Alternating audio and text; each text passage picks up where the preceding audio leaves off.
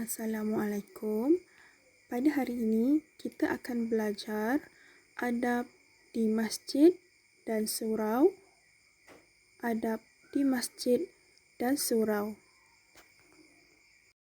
Okey, sebelum kita belajar apa itu adab di masjid dan di surau, terlebih dahulu Ustazah ingin bercerita kepada anak murid tentang masjid.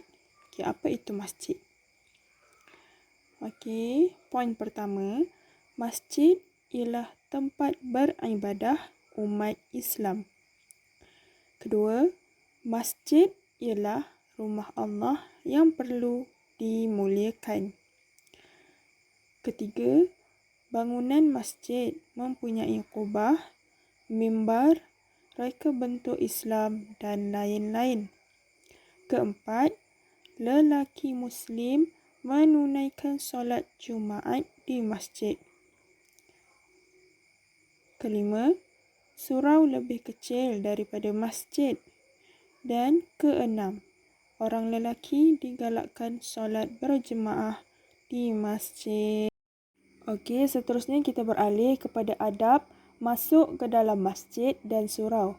Sama seperti menuntut ilmu dan bergaul dengan ibu bapa, masuk ke dalam masjid dan surau juga ada adab-adabnya tersendiri. Okey, adab pertama ialah bersedia ke masjid dalam keadaan yang berwuduk. Kedua, menanggalkan kasut. Maksudnya kalau kita nak masuk ke surau dan ke masjid, perlu tanggal kasut. Sebab kita tak tahu kotoran apa yang melekat dekat kasut kita. Ketiga, mendahulukan kaki kanan. Okey, maksudnya nak masuk ke masjid ataupun ke surau, mesti ingat kita kena dahulukan kaki kanan. Kemudian membaca doa masuk masjid dan di surau. Dan terakhir sekali memberi salam kepada orang yang berada di dalam masjid. Okey, kalau nampak dekat kotak kuning tu, itu merupakan doa masuk masjid dan surau. Okey, doanya berbunyi seperti begini. Allahumma ftahli abwaaba rahmatika.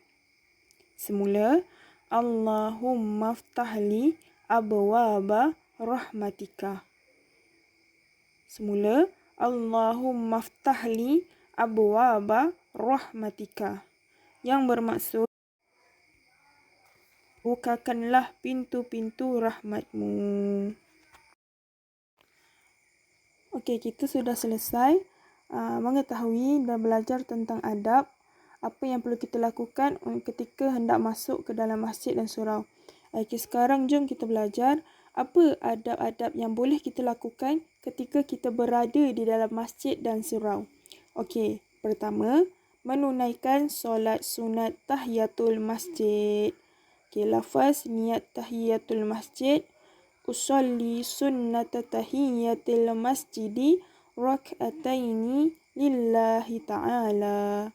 Usolli sunnata tahiyatil masjidi rak'ataini lillahi ta'ala. Artinya, sahaja aku sembahyang sunat tahiyatul masjid 2 rakaat kerana Allah Ta'ala. Okey, nombor 2. Tidak bermain-main, bergurau, berbuat bising dan berjual beli. Ketiga, niat beriktikaf dalam masjid. Lafaz niat iktikaf.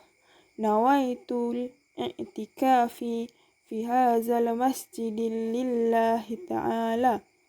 Nawaitul i'tikafa fi hadzal masjidi lillahi ta'ala. Maksudnya, sahaja aku beriktikaf di masjid ini kerana Allah Ta'ala. Yang keempat, elakkan diri daripada bercakap perkara yang sia-sia. Okay, contohnya kat sini, kalau kamu berada di surau dan di masjid bersama kawan-kawan kamu, kamu perlu elakkan mengumpat ataupun berkata perkara yang tidak mendatangkan faedah. Dan yang terakhir sekali adalah duduk menghadap qiblat. Okey, kalau tadi kita sudah belajar tentang adab masa kita nak masuk surau dan masjid. serta adab ketika kita berada di dalam masjid dan surau. Okey, sekarang ni kita akan belajar tentang adab-adab yang perlu kita lakukan untuk keluar dari masjid dan surau. Okey, pertama, mendahulukan kaki kiri. Kalau kita nak masuk, ingat pakai kaki kanan. Kalau kita nak keluar, ingat keluar pakai kaki kiri dahulu. Kedua, keluar dengan tenang. Okey, contohlah kalau macam dekat sekolah, kat surau sekolah kan. Kalau kamu kan ramai. Jadi, kalau cikgu suruh berbaris untuk keluar surau, kena berbaris, jangan bertempiaran. Nombor 3, membaca doa keluar dari masjid dan surau. Okey, doanya ada dekat kotak putih tu. Allahumma inni as'aluka min fadlika. Allahumma inni as'aluka min fadlika. Artinya, wahai Tuhan kami, sesungguhnya aku memohon daripada kelebihanmu. Okey. Terdapat banyak kebaikan yang boleh kita dapat kalau kita mengamalkan adab-adab di surau dan masjid ni dengan baik. Okey, so kita baca satu persatu. Apa tu kebaikan yang boleh kita dapat apabila kita menjaga adab di masjid dan di surau? Pertama, dapat mengerjakan solat dengan khusyuk. Okey, kenapa? Sebab kalau kita tak bising, kalau kita tak bermain-main di dalam surau dan masjid, kita boleh solat dengan khusyuk. Bila kita solat dengan khusyuk, kita dapat pahala daripada Allah Subhanahu Taala. Okey, kedua yang bawah tu menjaga imej dan martabat umat Islam. Lepas tu yang ketiga menjaga keselamatan dan kebersihan di masjid. Keempat, mendapat rahmat dan keberkatan hidup.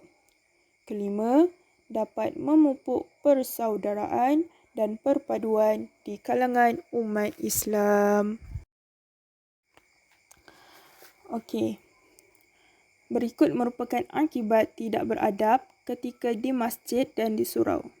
Pertama, mengganggu orang lain beribadat. Okey, kedua, tidak mendapat rahmat dan keberkatan hidup. Ketiga, dibenci orang dan mendapat dosa. Keempat, menimbulkan kemarahan kepada orang lain.